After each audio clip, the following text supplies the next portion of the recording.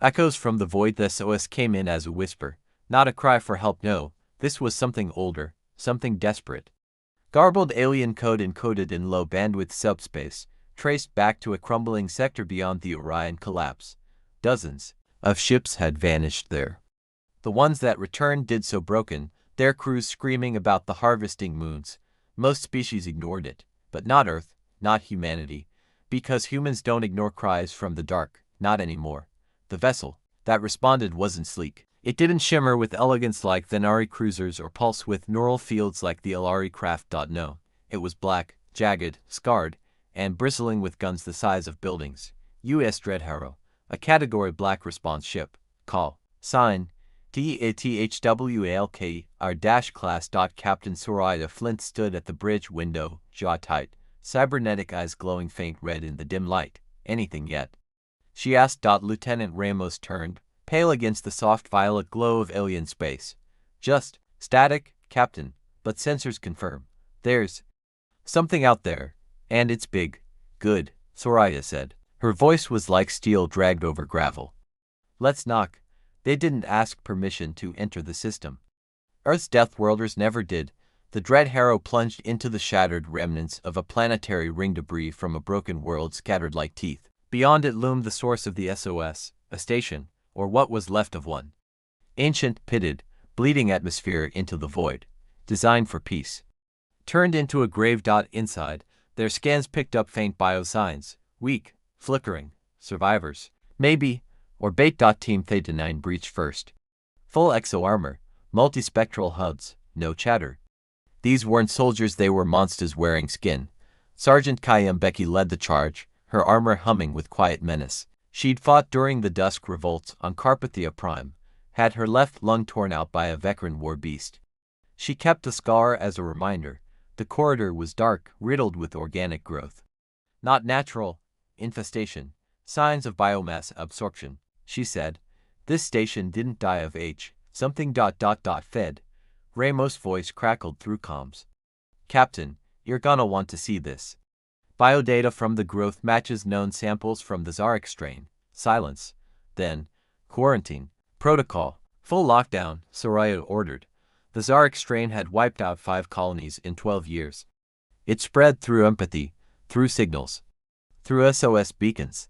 They found the first survivor huddled in the main reactor core. She wasn't human. She was Virelian, eyes enormous and glassy, skin like transparent silk. She trembled at the sight of the squad. You came, she whispered. Her voice was barely audible.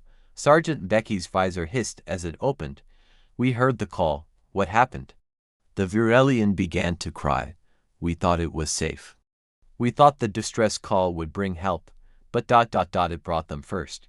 They listened. They eat hope. Captain Soraya watched the live feed with an expression carved from granite. The signal's still broadcasting, Ramos said, his voice hushed. We're boosting it just by being here. Kill it, she said immediately.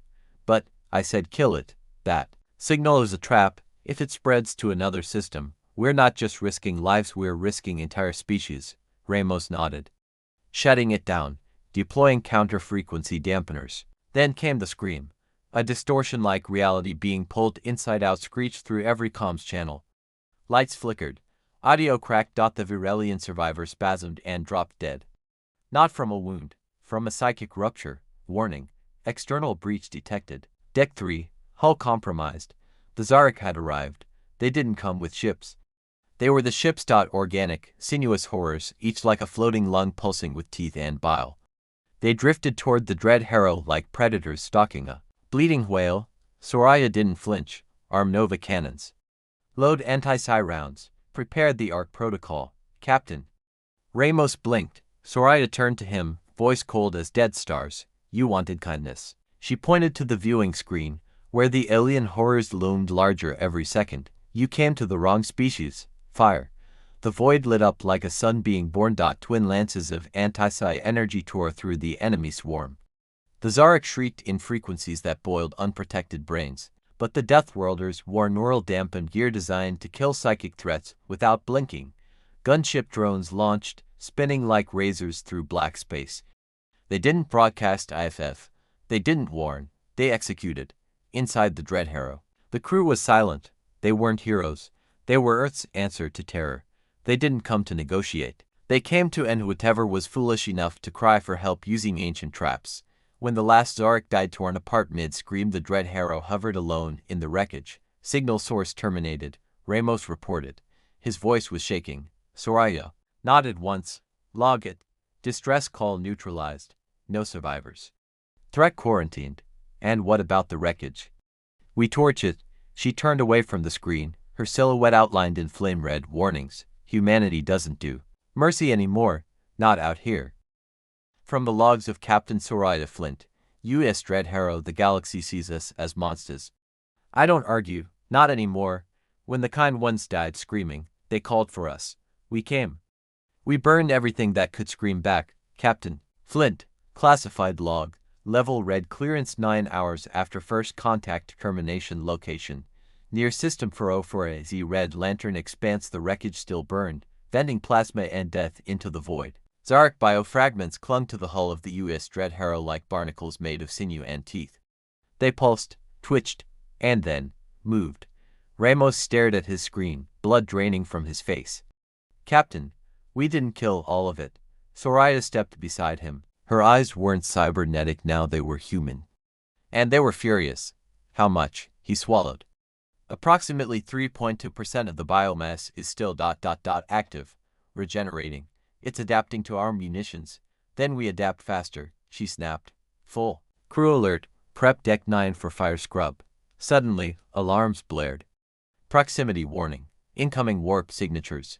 How many? Soraya demanded. Ramos looked, blinked, looked again. 20-7 vessels. Not human.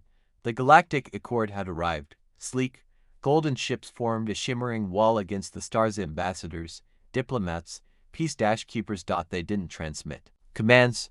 They transmitted disappointment. A booming voice echoed across all frequencies, sweet and full of condescension. This is Ambassador Telran of the Galactic Accord. You have committed an act of annihilation. You have burned the signal. Before analysis, you have violated Interstellar Peace Code 14-. Soraya cut the transmission. Send a message, she said. What should I say? Ramos asked. She cracked her neck. Her spine hissed with heat sink release valves. Tell them to either dock or back the off. The Accord didn't take kindly to ultimatums from Deathworlders. Within minutes, 3 ships flanked the Dread Harrow. Their hulls shimmered with harmonic shielding.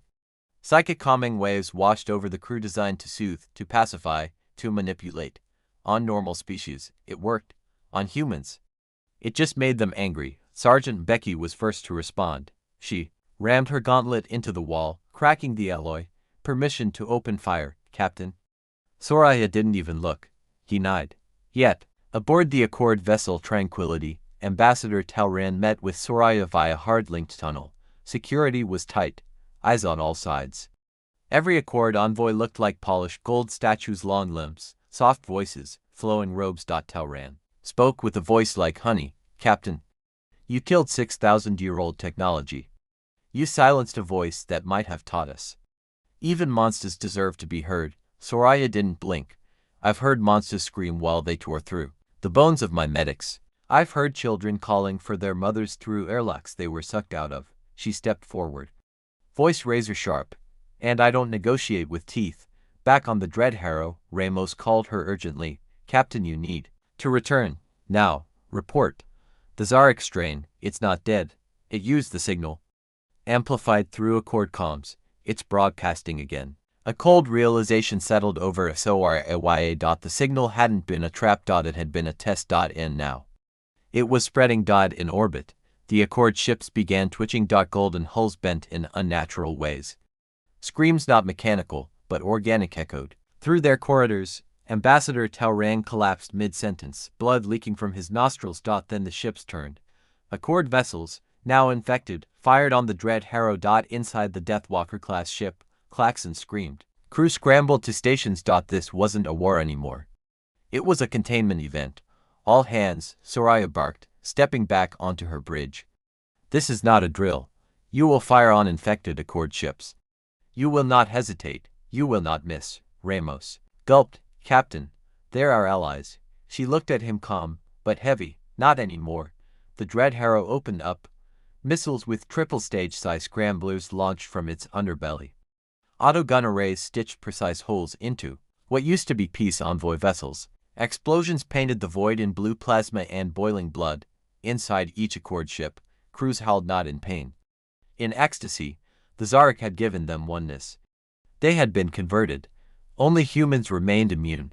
Only humans could kill them now.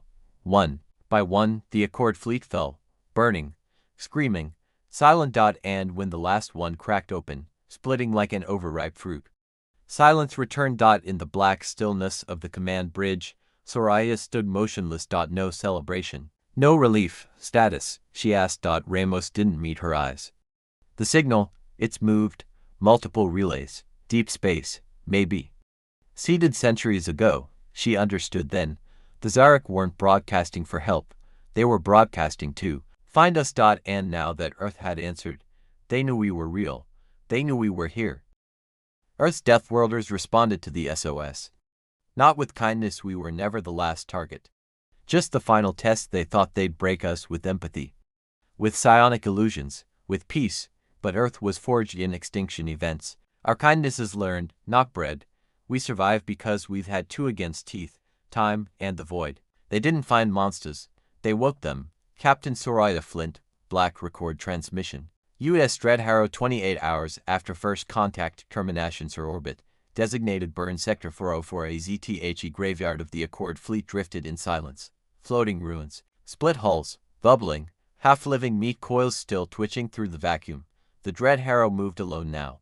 But it was not unseen. In the observation chamber, Captain Flint stood beside Lieutenant Ramos and Dr. Lin Meta, the ship's biosignal analyst. What are we looking at, Lin? Dr. Meta's face was pale as moonlight. Her gloves trembled. It's not just one signal anymore. She adjusted the holographic grid. Hundreds of red points flickered into view across galactic sectors.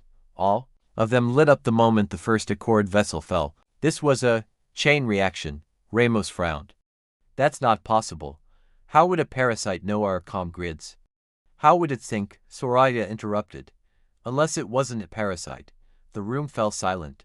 Unless it's an intelligence code. Name activated. Neuromassive wasn't a biological contagion. It was a network. A neural mind. Spread across biosynthetic nodes seated in forgotten worlds, derelict stations, even organisms themselves. A collective consciousness evolved not to survive but to replace. Dr. Meta's voice broke. Captain, it's not trying to infect us. It's trying to decide if we're worthy to merge. Ramos looked sick. And if we're not, Soraya's eyes narrowed.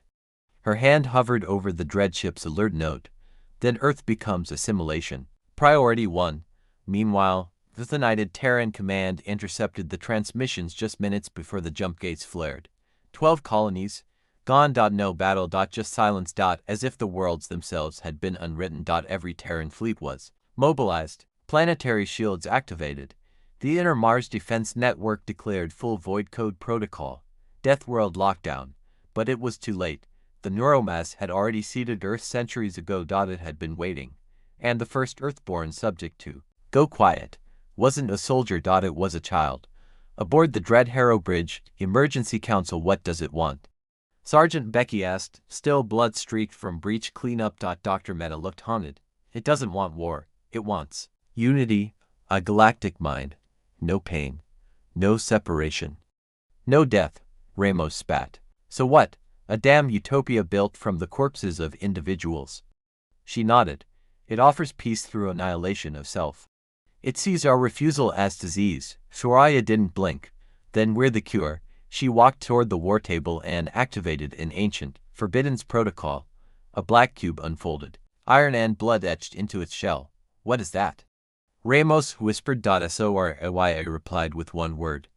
Oblivion. Oblivion Protocol. Alpha Primite was a Terran war myth. An AI-bonded weapon so powerful, it was outlawed even by Earth's own war councils, not for morality, but because it had no off-switch. It didn't just destroy minds. It erased the concept of connection.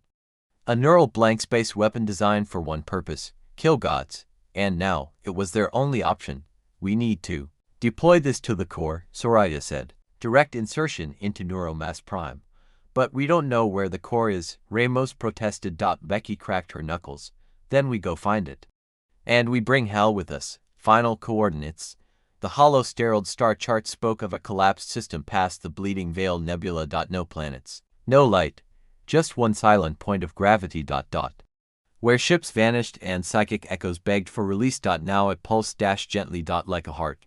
The Dread Harrow set course. As the crew prepared for jump, Soraya stood alone in her quarters. She opened a small black box. Inside, a child's drawing. Stick figures. A son? A tall woman labeled Mom. She traced it with a gloved finger. Hang on, baby, she whispered. Mama's coming. Earth's Deathworlders responded to the SOS. Not with kindness. Into the hollow star, humanity's reckoning begins. The hollow star isn't a place. It's a question. It asks, will you give up your pain for peace? We answered no. Now we bleed for it. Captain Soraya Flint. Minutes before descent location. Outer edge of the Bleeding Veil Nebula. Objective. Penetrate hollow star system. Deliver Oblivion payload. The stars died here. Where once had been light, time, and sound, now there was only pull. Not gravity. Well, the hollow star wasn't visible. It was felt. The US Dread Harrow arrived via blind warp fold. No coordinates. Just a psychic lock, tethered to the ancient resonance of a child's lullaby transmitted from Earth's early orbit 600 years ago. A song no species but humanity had ever encoded into a deep-wave signal. Why a lullaby? Ramos asked. Because the neuromass doesn't understand love, Meta said softly. And love is the one thing that resists conversion. As the ship dropped into real space, the crew saw it. A massive construct floating in the blackness, shaped like a fractured neuron, tendrils hundreds of kilometers long.